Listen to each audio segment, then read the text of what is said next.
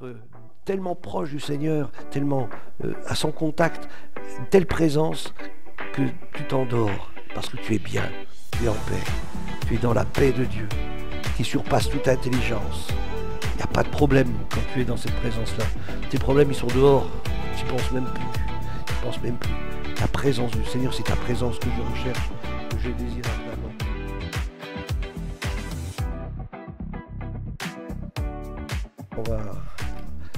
C'est le dialoguer avec Dieu, c'est donc sur la prière, et on va avancer un peu.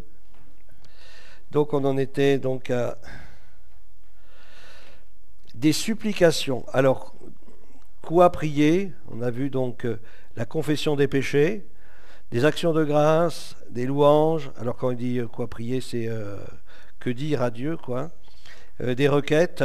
Et là nous allons voir des supplications ou intercession pour les autres. Ésaïe 59, verset 16.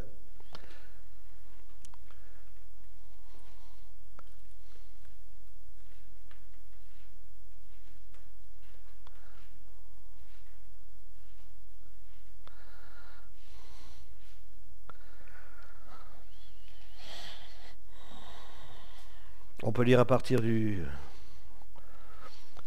Ouais, peut-être même plus haut, hein. Ésaïe 59, on va lire peut-être à partir du 13, mais c'est le 16. Hein. Nous avons été coupables et infidèles envers l'Éternel. Nous avons abandonné notre Dieu. Nous avons proféré la violence et la révolte. Remarquez une chose, c'est que Ésaïe, il s'identifie au peuple, même si lui, il est resté fidèle. C'est ça la vertu d'un sacrificateur, d'un intercesseur ou... Voilà, c'est qu'il ne se met pas au-dessus des autres, il s'identifie aussi. D'ailleurs, c'est pour ça que le souverain sacrificateur, il avait sur sa poitrine les pierres qui représentaient les 12 tribus d'Israël. Il s'identifiait aux 12 tribus d'Israël quand il offrait des sacrifices. Et lorsqu'on invoque Dieu, bien, là c'est pareil, Ésaïe, il s'identifie au peuple. Nous avons été coupables. Et il ne jette pas la pierre, si vous préférez. Hein. Et je crois que c'est important de ne pas jeter la pierre ou l'opprobre sur d'autres personnes. Là, il s'humilie, Ésaïe. Il s'humilie face à la situation. On pourrait le faire par rapport à notre pays ou par rapport à l'Église de France, hein, l'Église qui normalement devrait être réveillée et puis à évangéliser et briller et influencer la société, et qui n'est pas trop le cas aujourd'hui. Eh bien, on devrait s'identifier et dire, Seigneur, je te demande pardon, Seigneur. Pas dire, mais c'est de la faute à eux, c'est de la faute à lui, ça aurait été Sarkozy, ça aurait été mieux, ça aurait été un tel, ça aurait été... Non, non, on plaide devant Dieu, dit Seigneur, c'est notre faute à nous. C'est parce que nous ne prions pas assez, parce que nous ne prenons pas suffisamment de place dans la prière, dans l'intercession, etc. Et nous laissons un peu les choses aller comme à volo, et puis nous élevons pas un mur. Hein, parce que le rôle du commandant de l'intercesseur, il élève un mur, hein, face au péché, face à... voilà. Alors la délivrance s'est retirée, forcément. Hein. Nous avons proféré la violence, la révolte, conçu et médité. Alors vous savez qu'en France, ça va pas bien en ce moment. Enfin, quand est-ce que ça a été? Mais là, en ce moment, ça chauffe pas mal. Nous avons proféré la violence et la révolte, conçu et médité dans le cœur des paroles de mensonge. Conçu et médité dans le cœur des paroles de mensonge. Ésaïe 59, verset 14. Et la délivrance s'est retirée. Tout à l'heure, on a vu, on a chanté « Si mon peuple, sur qui t'a invoqué mon nom », c'est la clé. Voilà, s'humilie. Et là, c'est ce que fait Ésaïe. Il n'a pas de raison de s'humilier, Ésaïe, hein, parce que lui, il est bien, hein, mais pourtant, il le fait. Il s'humilie, il dit « Seigneur, je te demande pardon ». Voilà, parce que j'ai aussi une part, j'ai une part. Il ne se met pas au-dessus. Hein. Nous avons proféré la violence, la révolte, la délivrance s'est retirée, le salut se tient éloigné, car la vérité trébuche sur les places publiques, et on peut le voir encore aujourd'hui, hein, dans le public, quoi, hein, lorsque on met en évidence la laïcité, face au christianisme, face à la foi, etc. On dit on est laïque, on ne veut pas croire en Dieu. Et on impose un peu cette pensée, même dans les écoles, et ce qui est bien dommage.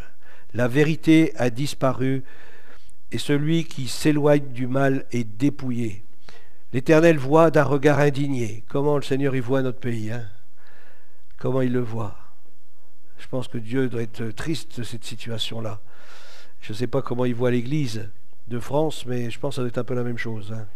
Il doit être indigné, alors qu'on a tout en lui, hein. Vous avez tout pleinement en Jésus-Christ. L'Église a une force extraordinaire, hein, au travers de l'œuvre de Jésus-Christ à la croix. Qu'il n'y a plus de droiture. L'Éternel voit d'un regard indigné qu'il n'y a plus de droiture. On pourrait dire qu'il n'y a plus de justice. Il voit qu'il n'y a pas un homme. Il s'étonne de ce que personne n'intercède. Il s'étonne. C'est pas dans la mentalité de Dieu, hein. Le Seigneur, c'était pas dans sa mentalité. Il se retirait, il se mettait à l'écart et il priait, il intercédait pour les foules, hein. Moi, je crois que le Seigneur, il intercédait pour les foules. Sinon, pourquoi il irait prier la nuit, hein? Il prenait du temps, il intercédait. Il attendait aussi des révélations que le Père allait lui donner. Prier et attendre des révélations de la part de Dieu. Seigneur, que veux-tu que je fasse? Montre-moi les œuvres dans lesquelles tu veux me faire entrer et que je puisse être un instrument, une source de bénédiction pour les autres. Amen. Je crois que c'est... Des fois, on a du mal peut-être à imaginer, mais Jésus prenait beaucoup de temps dans la prière, hein? Pour dire, mais non, c'est le Fils de Dieu, il n'a pas besoin de prier, il est en communion avec Dieu. Mais non, justement, il nous montre le chemin. Même au travers du baptême, il nous montre le chemin. Au travers de sa vie, il nous montre le chemin. Il nous montre le chemin, comment le chrétien... C'est pour ça que nous sommes appelés des disciples, parce que les disciples, ils suivent ce que le maître il a fait, ce que le maître leur enseigne, hein, l'exemple de Jésus. Sinon, ce n'est pas un exemple pour nous. Si c'est trop élevé, ça ne sert à rien, on ne peut pas être disciple, hein. Mais non, mais justement, le Seigneur, il veut qu'on devienne ses disciples, c'est-à-dire qu'on vive une vie comme lui, il l'a vécu, hein, c'est-à-dire entier pour le royaume de Dieu, entier pour le royaume de Dieu, et servant le Père, servant le royaume de Dieu. L'Éternel voit d'un regard indigné, il n'y a plus de droiture, il voit qu'il n'y a pas un homme. Bon, quand il ne dit pas un homme, il parle aussi des femmes, hein. Hein, moi je ne suis pas dedans. Il s'étonne. Il s'étonne de ce que personne n'intercède. Je crois que dans le chrétien, le réflexe, c'est l'intercession. Dès qu'il y a quelque chose qui se passe autour de nous, on doit tout de suite penser, tourner nos regards vers Dieu. L'intercession, ça doit être comme un réflexe, hein. Pas laisser les choses comme ça aller partir, mais non, tout de suite se mettre dans la prière, et puis le Seigneur agit, intervient dans cette situation. Seigneur, tu vois, tu sais toutes choses. Il s'étonne de ce que personne n'intercède. Alors son bras lui vient en aide, et sa justice lui sert d'appui.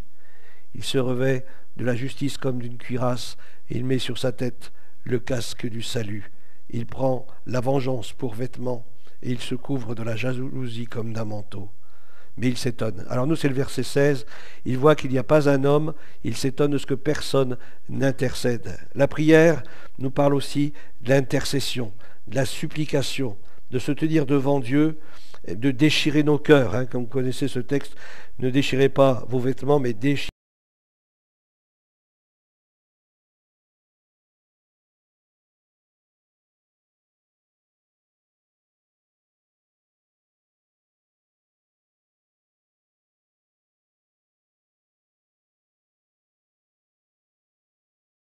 De 1.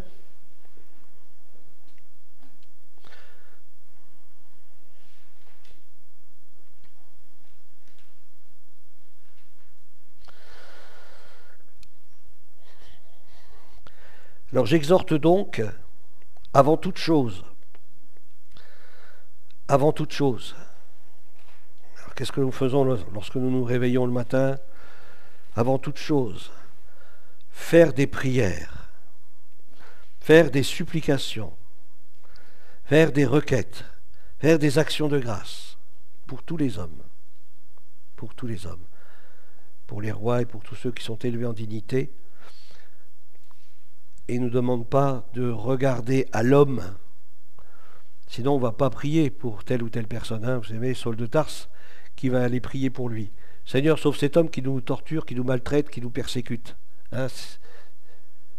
Alors c'est pour ça, on a besoin vraiment que le Seigneur nous aide, et puis qu'on passe au-delà de ce qui est visible. Seigneur, tu vois, cet homme, il est dans les ténèbres. Il a besoin de te connaître, de te rencontrer. Ouvre ses yeux, Seigneur, qu'il se tourne vers toi. Vous savez qu'il y a même des chrétiens qui ont prié avec des larmes pour Saul de Tarse. Eh bien, ils n'ont pas prié pour que le feu descende sur lui pour le consumer, hein, mais ils ont prié pour qu'il soit sauvé, pour qu'il connaisse la vie en Jésus-Christ, que sa vie soit changée. Parce qu'ils voyaient dans cet homme un homme plein de haine. Et quand on voit quelqu'un qui est plein de haine, ben on a pitié pour lui. Hein? C'est les sentiments qui sont en Jésus-Christ, il faut qu'on les ait en nous. Et on les manifeste dans la prière et dans l'intercession, ces sentiments qui sont en Christ. J'ai de l'amour, j'ai de l'amour. Hein? Alors il dit pour les rois, tous ceux qui sont élevés en dignité, alors prions pour nos autorités, pour que le Seigneur puisse toucher leur cœur. Vous savez, il y a des gens qui ont une certaine autorité dans le monde. Si l'Église, elle se tient devant Dieu, puis qu'elle prie, le cœur de cet homme peut être touché, peu importe qui c'est. Hein? Peu importe qui c'est. Hein? Vous savez, à Babylone, le Seigneur, il a su toucher le cœur de grands, des hommes d'État, tout le monde avait peur d'eux. Hein? Mais lui, Dieu, il a pu toucher le cœur de certains de ces hommes-là. Et il peut le faire encore aujourd'hui. Et il peut renverser des situations, changer des situations. Parce que lorsque le cœur de l'homme il est changé, ben, tout change autour.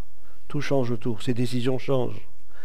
Parce qu'il ne voit plus les choses comme il les voyait avant. Alors prions et intercédons pour ceux qui nous dirigent, pour ceux qui peut-être nos patrons même déjà, hein, le patron, celui qui, tous ceux qui ont une autorité quelconque, hein, que nous puissions prier et intercéder pour leur salut, qu'ils rencontrent Dieu. Avant toute chose, hein, ce qui est dit dans ce verset-là. Hein. Ensuite, quoi prier? Adorer, l'adoration. Psaume 95, verset 6.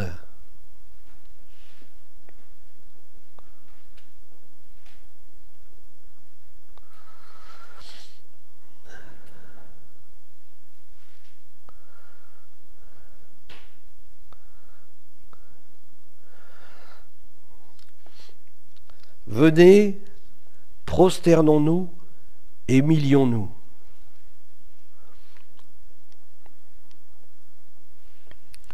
Y a-t-il longtemps que vous êtes prosternés? Y a-t-il longtemps que vous êtes humiliés? Vous êtes mis à genoux devant lui. Vous savez, on parle souvent des hommes de réveil, etc. Mais souvent, ce qu'on fait remarquer concernant ces hommes-là, c'est que c'était des hommes qui priaient à genoux, qui se tenaient à genoux devant le Seigneur. Ils s'humiliaient devant Dieu. Peu importe les grands, il y a eu des grands...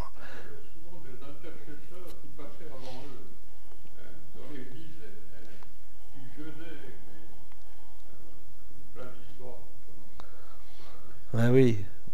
Ouais, ils avaient une ou deux personnes qui passaient avant eux dans les villes qu'ils avaient prévu de visiter. Ouais. Mais c'était Charles Finet, hein? Charles Finet, qui avait cette réputation-là d'être un homme de prière. Et puis qui se tenait à genoux devant Dieu. Alors c'est vrai que c'est pas le fait de se tenir à genoux qui fait quelque chose. Il y en a plein qui se tiennent à genoux, hein, mais ça ne change rien. Mais ça montre un cœur qui s'humilie devant Dieu. Et je ne me mets pas à genoux parce qu'il faut se mettre à genoux, je me mets à genoux parce que c'est mon cœur qui me conduit à me mettre à genoux. Hein, c'est ça, c'est pas... Des fois, les religieux, ils se mettent à genoux par... voilà, mais c'est pas du tout comme ça que le Seigneur il veut nous voir. Jésus se mettait à genoux. Vous savez que Jésus se mettait à genoux pour prier. Hein, et puis l'apôtre Paul se mettait aussi à genoux pour prier. Mais nous, on n'a pas besoin, nous, on est grands. Nous, on sait tout déjà. Hein. Mais si eux, ils se sont mis à genoux, ils se sont prosternés devant le Seigneur, je crois que nous aussi, il nous faut apprendre à nous prosterner devant lui, à nous humilier devant lui, dire Seigneur, c'est toi, tu tiens toutes choses dans tes mains. Seigneur, je veux te faire confiance. Seigneur, je m'attends à toi. Parle-moi, Seigneur, parle-moi. Et Dieu veut nous parler, Dieu veut se révéler. Je crois que lorsqu'on s'humilie, qu'est-ce qui se passe? Dieu nous élève. Dieu nous élève. Quand on s'humilie, lorsqu'on s'abaisse, lui nous élève. Alléluia. Et je reviens à ce que disait Samuel là, on prend de la hauteur. Lorsqu'on s'humilie devant Dieu, on prend de la hauteur, on voit les choses d'une manière différente. On voit les choses d'une manière différente. Ensuite, alors c'était quel verset? Verset 6. Venez, prosternons-nous, humilions-nous, fléchissons le genou devant l'Éternel, notre Créateur. Alléluia. Notre Créateur. Ensuite, il y a le psaume 27, verset 4.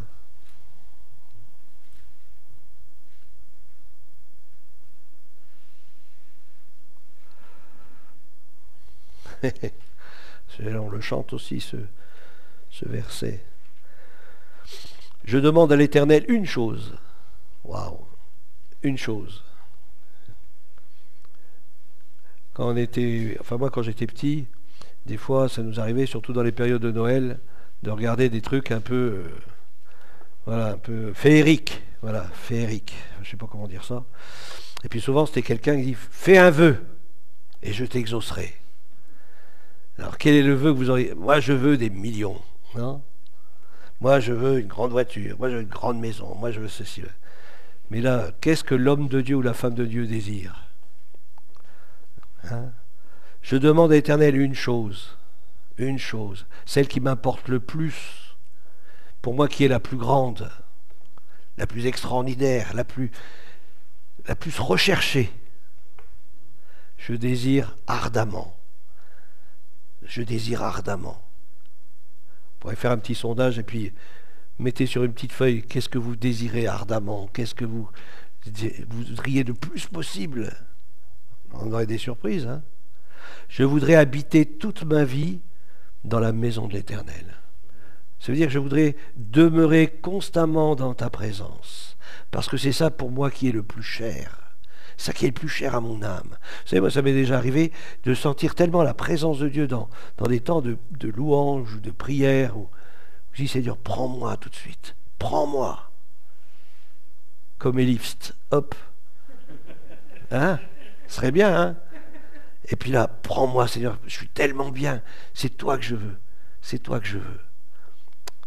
Je demande à l'Éternel une chose que je désire ardemment, je voudrais habiter, c'est demeurer, habiter, demeurer, y vivre toute ma vie dans la maison de l'Éternel pour contempler la magnificence de l'Éternel et pour admirer son temple. Alléluia, alléluia. Cette proximité avec Dieu. Je crois qu'il y a, alors je ne sais plus le nom peut-être des serviteurs de Dieu, mais qui dormaient dans la présence de Dieu. Dormir dans la présence de Dieu, être tellement proche du Seigneur, tellement à son contact, une telle présence que tu t'endors parce que tu es bien, tu es en paix, tu es dans la paix de Dieu qui surpasse toute intelligence. Il n'y a pas de problème quand tu es dans cette présence-là. Tes problèmes, ils sont dehors, tu n'y penses même plus. Tu penses même plus. La présence du Seigneur, c'est ta présence que je recherche, que je désire ardemment. Alléluia. Voilà, ensuite on a là, c'était le psaume 27, psaume 63, je pense. Je crois que l'imprimante a dû avoir un petit problème. 63, versets soit 3 ou 8.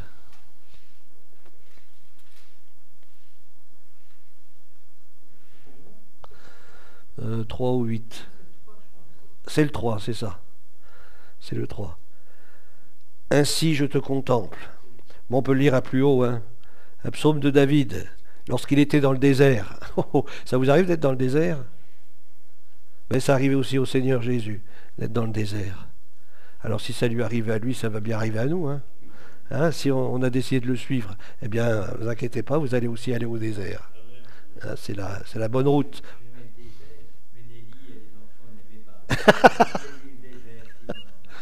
Ouais. Ah bah oui.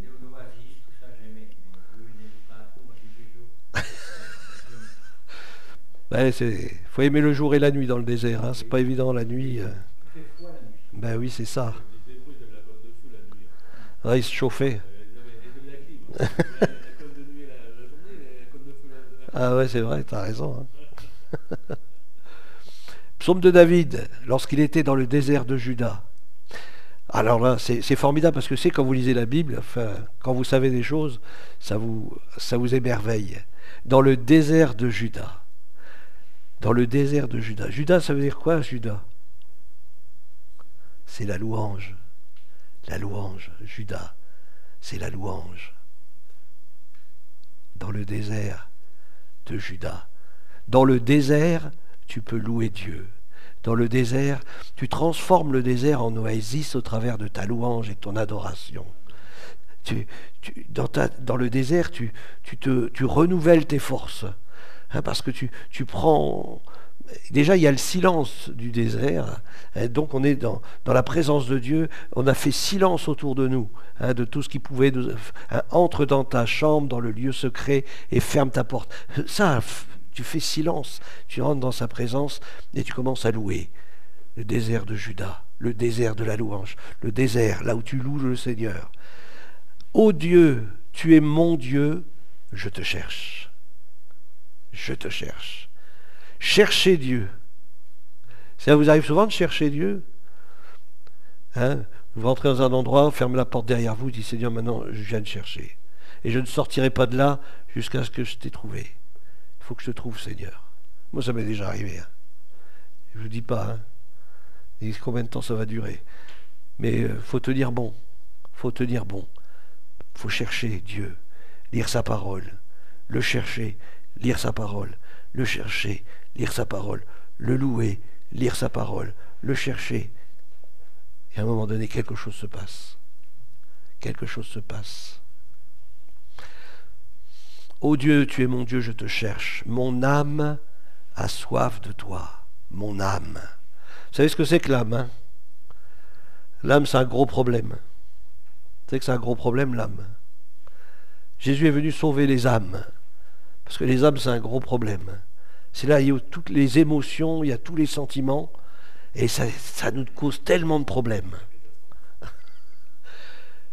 Mon âme a soif de toi parce que j'ai besoin que tu viennes visiter mon âme, Seigneur, pour que tu me libères de tous ces sentiments, ces sentiments qui sont pas justes. J'ai besoin, Seigneur, que tu sanctifies mon âme, parce que mon âme, c'est comme un bouillonnement où il y a toutes sortes de choses qui se passent. Seigneur, viens. Vous savez, ça fait un peu comme la tempête lorsque Jésus dit tais-toi. Eh bien, Seigneur, viens faire taire mon âme.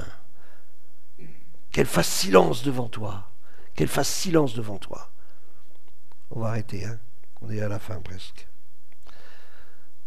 Mon âme a soif de toi. Mais elle ne le sait pas.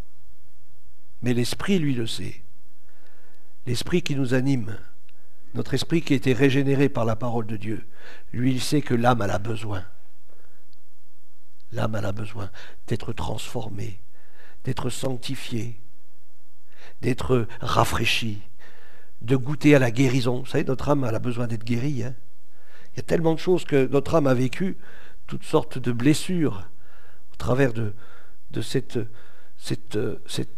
vie de l'esprit. Dieu apporte la guérison à notre âme. Parce que lorsqu'il dit « Mon âme a soif de toi », lorsqu'il parle de l'eau, c'est l'eau de l'esprit, l'eau de la parole qui apporte la guérison.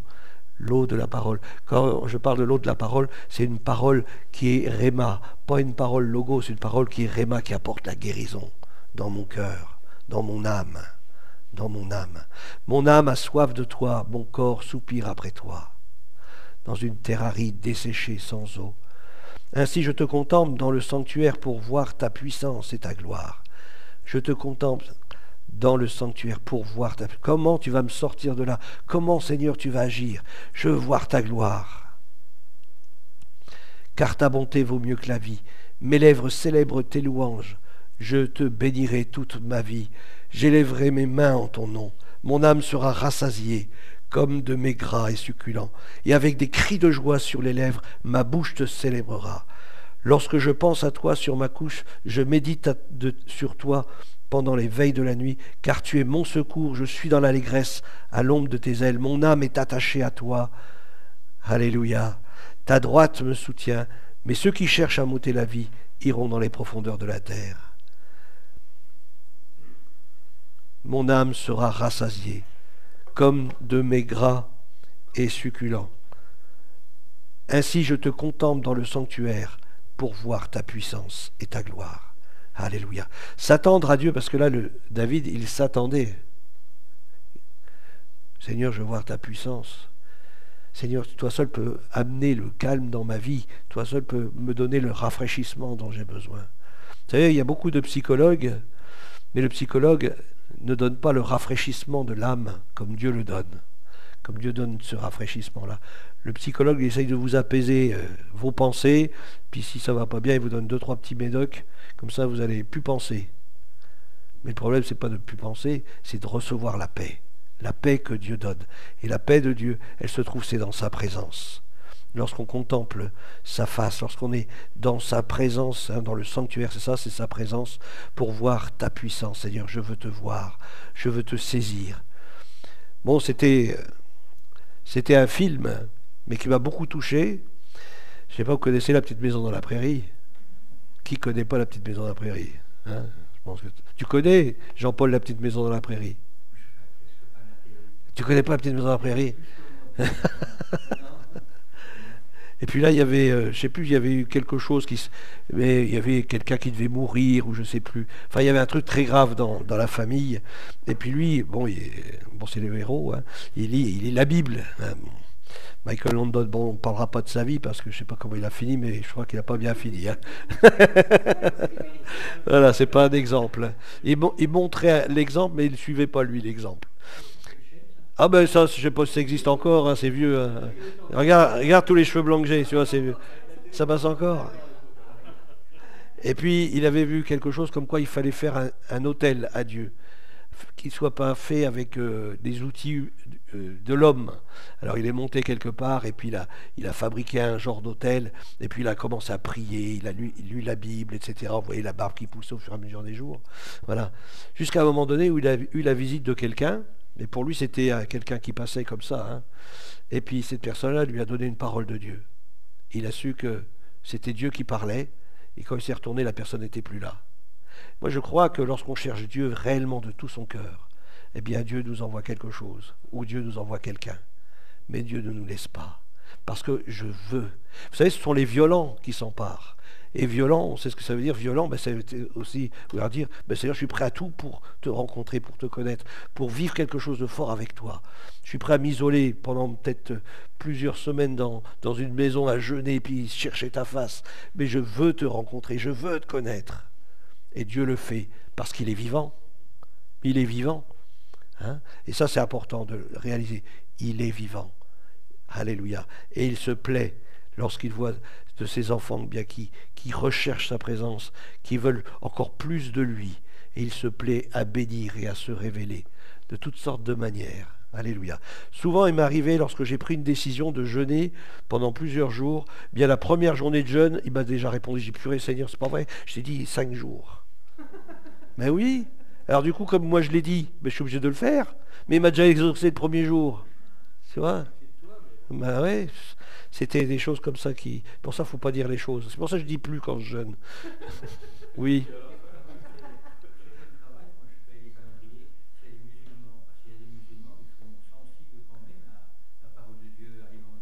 Ah oui.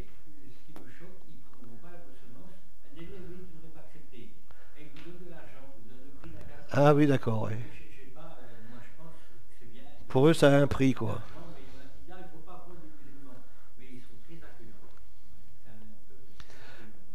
Il y a une soif dans leur cœur, hein, de toute façon.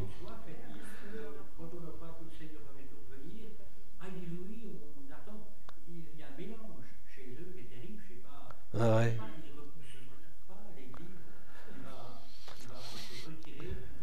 Mais la mère des musulmans, c'est comment elle s'appelle la mère? La mère d'Ismaël. Agar. Qu'est-ce qui s'est passé à Agar quand elle s'est enfuie? Elle arrivait près d'un puits. Et puis le puits, il y a quelque chose qui s'est passé à cet endroit-là. Et je crois qu'il y a une soif dans le cœur des musulmans. Il y a une soif, bien sûr, parce qu'ils ne sont pas satisfaits par la religion. Mm.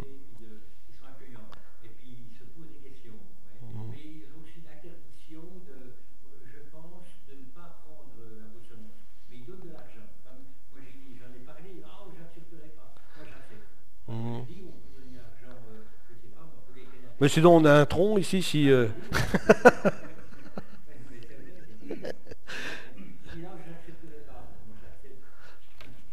Ouais, il y a une soif qui est dans leur cœur. On verra la suite plus tard. Voilà. On va prendre un temps, on va prier le Seigneur.